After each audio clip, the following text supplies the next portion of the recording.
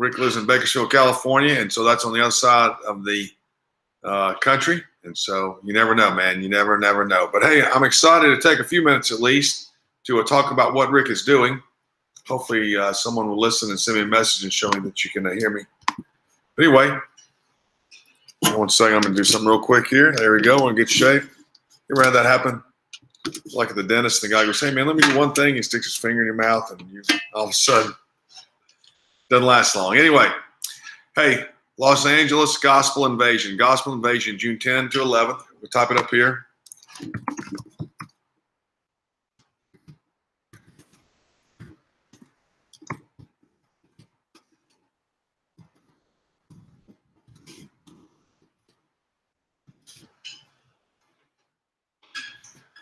The Gospel Invasion, July 10 to 11. I'll put the link up there in a minute as soon as it shows up. And I'm excited about it.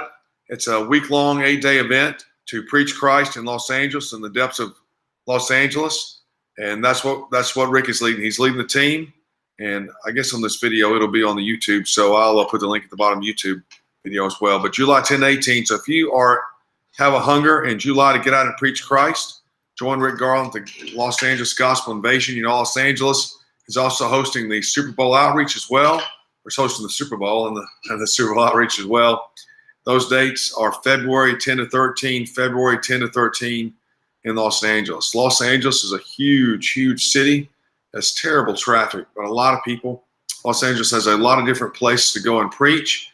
So it should be a really good setup if we can work out the logistical challenges, which is certainly possible. But it's going to be a huge opportunity there to saturate Los Angeles with the gospel. So I'm looking forward to that very much. So listen, man, pray about joining Rick as a precursor to the Super Bowl outreach this July 10 to 8, and preach Christ with him as well. Pastor Max Graves out there is hosting everybody. The cost is only like $50 a person. I think the church is feeding people and all these kind of things. So it should be a really simple trip. Rick knows the area really well. It should be a good time. And then the Super Bowl outreach, we're going to probably have a 10-day preach-a-thon as well, starting the Friday, 10 days out from Super Bowl. So the 13th, that'd probably be the February 3rd or 4th through the 13th, 10 days in a row, preaching in Los Angeles. So pray about joining us there as well. And that's our mission, man, at Sportsman Outreach, SFOI.org, is saturate these cities, saturate these sporting events with the gospel. So hopefully you will come and join us. Let me give one tip if you're watching before I go. Excuse me, my eyes are itching.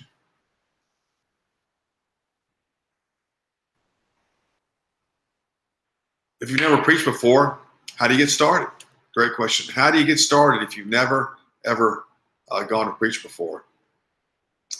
Well, you know what the biggest challenge is to getting started? It's getting out of your house and getting to the location. That's the number one problem, is getting from where you're at, where you're comfortable, into this place where you're going to preach. Happens to everybody. That's the hardest part. That's if you can get to where you want to be. That is 90% of the battle. So the first thing to do, I'm going to give a very practical suggestion. It's not spiritual, it's just practical. I'm going to use a local example. So up the road from me is the University of Tennessee football stadium, Neyland Stadium. And at that stadium, let's just say I've never been there before. What I'm suggesting to do is I would go up myself before a game was going to be held and drive around and get familiar. Here's my point: familiar with the geographical layout of the stadium. I would look for places where people are probably walking and will probably be walking, and then get a real fix for that stuff. I'd find out where the parking is, find out where the restroom is. I take a couple hours and drive up there and drive around, look around, see what buildings in the area, and just get real familiar with the surroundings. And then I'd come home and look on Google Maps and look at the buildings around it, get a feel for distances and where the campus is and downtown Knoxville and all that kind of stuff. It's just more details on how to get real familiar with the place. That's what I would do. Real familiar with it. Primarily things. So when you drive up there on game day, you know where you're going and what you're doing. You take that pressure off of not knowing where you're going to go, what you're going to do. So you have a kind of idea before you get there, where you're going to go, where you're going to park, and where you're going to stay in. Once you do that, once you figure that out, the second thing is it's just really nothing else. Just don't do nothing else, man.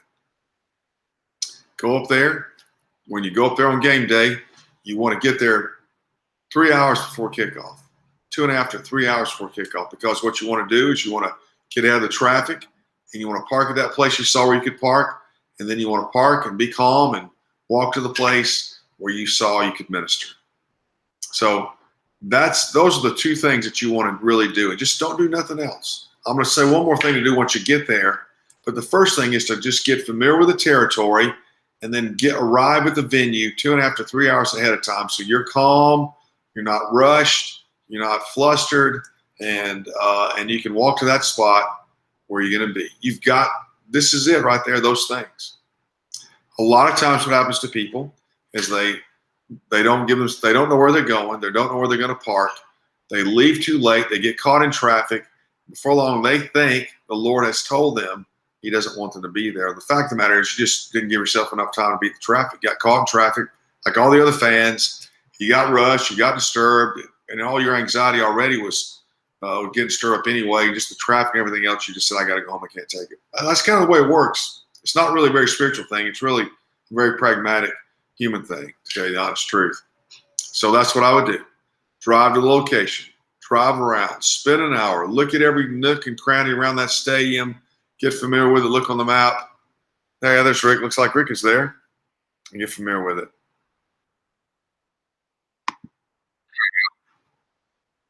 Hey, Rick, how are you? Good, sir. How you doing? Good, good. Did you get it okay? I think so. It took me a second, but I'm okay. I got it. All right, man. Well, good. Good to see you. You too. Sharing a little bit about what's going on. So how you been? What's been happening in Bakersfield? Not a whole lot. Just been, doing our evangelism, and then the prisons are just starting to open back up again to go preach there as well. So I went back there for the first time in 14 months last week. So good. Did it go well? Did the guys remember you? I didn't have anyone I knew, but for the ones that came, it was some new people, who hadn't been there before. So that was kind of a blessing. But I think some of the guys might be gone now who were here before, were there before. Yeah. They've been releasing a lot of guys, but the street preaching down here has been going really good. I think the crowds have been better now than pre-COVID. I mean, in terms of just listening and talking, and we're giving out a lot of tracts and stuff. So I think it's a good time to get out there and share the gospel. So you talking about being at the bus station or other places in Bakersfield?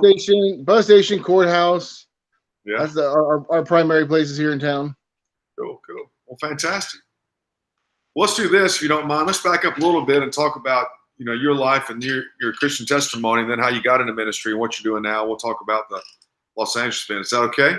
Sure. So tell us a little bit about your growing up and where you're born, these kind of things, your family life, if you don't mind.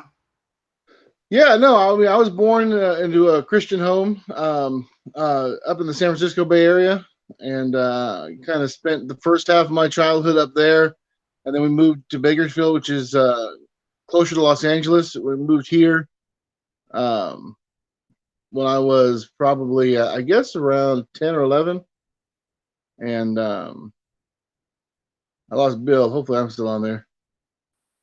I can't tell. You're doing good. So yeah, grew up in church. Grew up hearing the gospel and stuff. Didn't come to true faith until I was a young adult. I don't know the exact moment I got saved, if you will. It was kind of a process, but coming to the place where I truly trusted in Christ and believed. But by the time I was a young adult, I was a Christian. In a, I guess you'd call it a true sense, in terms of, not just putting on an act, or just, when you grow up in church, it's easy to sound the part, right, look the part, but not truly have your own personal faith. And so I came to faith as a young adult. I got into ministry around. Hang on one second. Let me ask a couple questions. Questions. So when you were in high school, what did you believe at that time before you, quote, got saved? What did you believe what did you think the gospel was? What did you believe about your faith and so forth? How would you describe Very shallow. I mean, I went to Christian school. I had a good upbringing, had a good Christian school upbringing. But my faith was always very shallow. It was always very much, I prayed a sinner's prayer when I was 8 years old, and to the extent that you know, I was always concerned that I say the right words. I was obviously trusting the prayer that I prayed to save me. If I were to ask why I was saved, it's because I prayed a prayer. But then I prayed the prayer, 15, 20 times in different wordings to make sure I said the right things. I was obviously at that point trusting in that action, not in. I believe the gospel. If you would ask me that, I believe salvation by grace through faith and all that. I believed all those things, but I was never actually trusting in Christ, resting in His finished work for my salvation. I was always resting in what I had done in response to His work, never in His work itself. Gotcha. That's a good way to say it. And so, what really happened to catapult you over the Great Divide? There was it some event, or just growing up, or what? It was.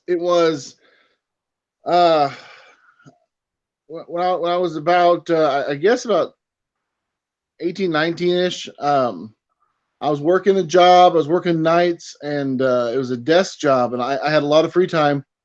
And so I put, almost 8 hours a day. I was reading the Bible, reading a lot of Christian books, especially Christian biographies.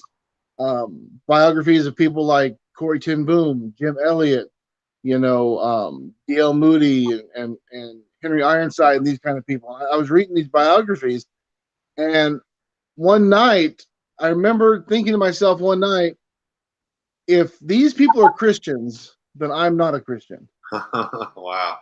Because my life is not like their life in a sincere way. Like I work hard to do some of the things that they were doing as just an outflowing of their heart. I knew my heart wasn't doing it. It was just, I was trying to be Christian, right? I was trying to check all the boxes, but it didn't flow. And I realized it. And so I really, it goes back to one night I was taking a walk, and I just kind of looked up at the stars, and I told God, I said, God, I've come to the realization I don't know who you are, right? Even though I've heard about you all my life. And all I know is I want to follow you with all of my heart, all of my life. I want to be like these other Christians that I'm reading about, who have a heart that overflows and not a heart that is just. I was exhausted from trying to please God. I was exhausted from trying to be a religious person, and there was no rest in what I was doing. And I just kind of poured myself out to God and said, I want to rest. I don't want to work. And so that was really the turning point for me, was reading those Christian biographies. That's why I love Christian biographies, because they, or George Mueller was another one that really helped me. But it was through those people's lives that God brought me to the realization that I wasn't resting, I was working. Gotcha. And that wasn't true salvation. So God, did He answer you? Obviously, answer your prayer, but did He answer it in a way where you said, you answered my prayer? Absolutely, yes. Yeah. What happened, or how did it work, or it just? From that time on, as I look back, I didn't realize it the next morning. I didn't get up, let's say, and realize, oh, now I'm trusting in Christ. Now I'm resting. But as the weeks and the months. All right, come back. He'll come back. Give it a minute. Hang in there. Give it a minute.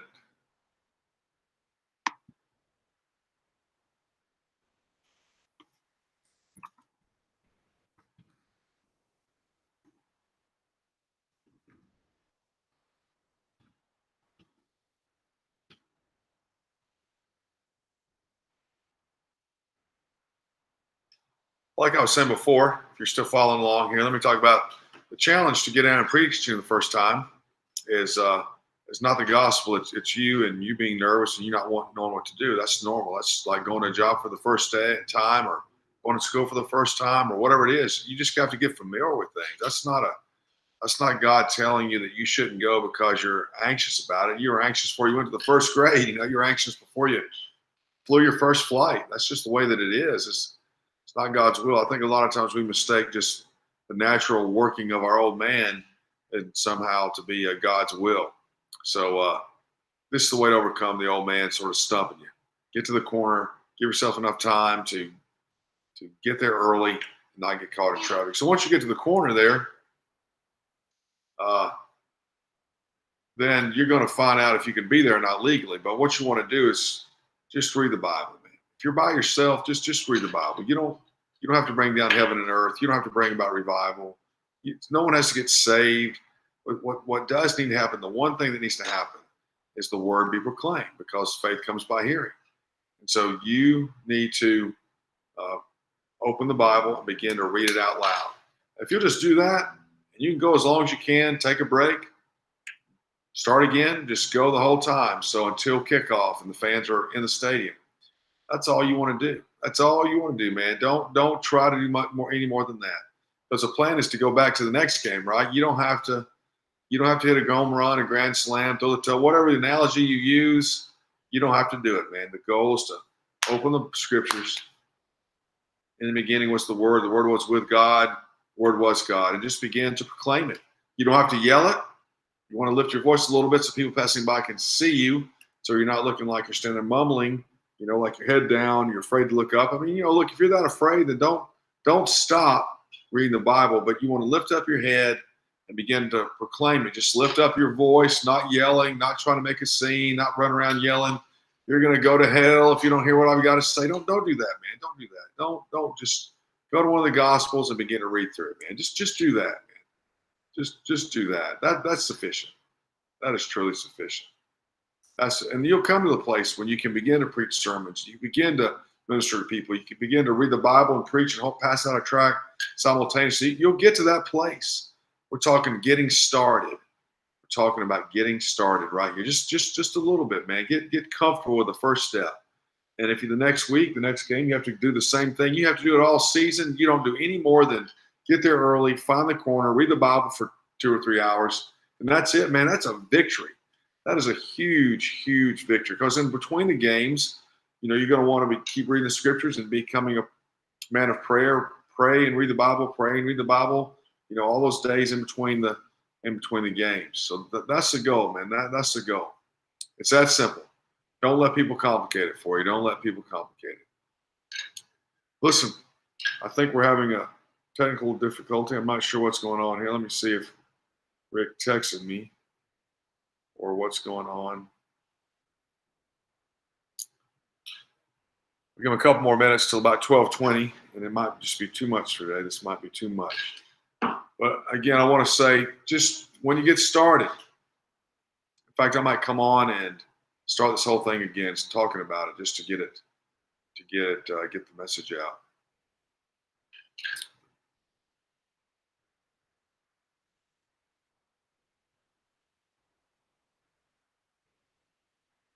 That's what I'm going to do. I'm going to take this down, and we are going to go live. I'm going to click on YouTube and go live and talk about going first.